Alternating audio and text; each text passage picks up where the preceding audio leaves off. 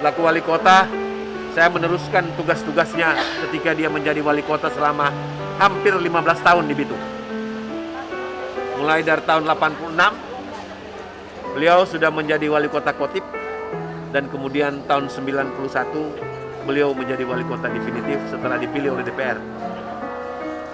Berakhir tugasnya pada Agustus tahun 2000. Kemudian beliau melanjutkan tugasnya di Kementerian Dalam Negeri.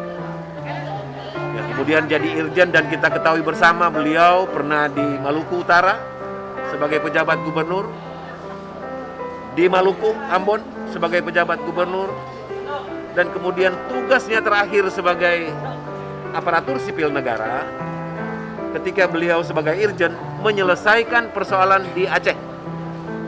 Kita tahu bersama tsunami di Aceh tahun 2004 pada bulan Desember.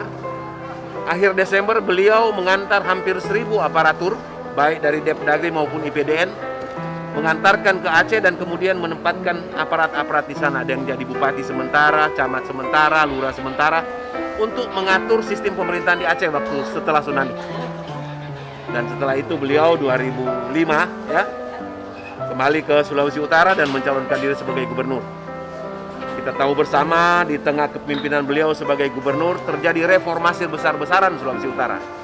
Dari daerah yang agraris berubah menjadi daerah yang industri dan jasa.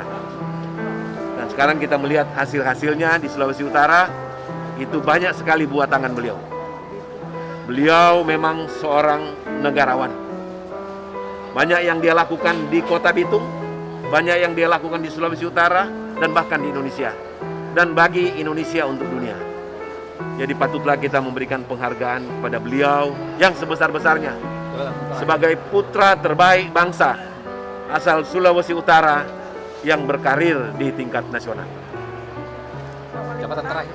Jabatan terakhir beliau kan sebagai duta besar Indonesia untuk Filipina, Kepulauan Palau, dan Marshall. Jadi 3 negara ini. Dan dia masih aktif. Kalau saya masih tidak lupa, surat keputusan beliau sebagai duta besar itu ditandatangani 13 Februari 2018. Kemudian pada tanggal 20 Februari beliau dilantik sebagai duta besar. Jadi tanggal 13 itulah juga beliau dipanggil Tuhan. Kita doakan beliau mendapatkan tempat yang layak di sisinya. Keluarga diberikan kekuatan untuk menerima ujian.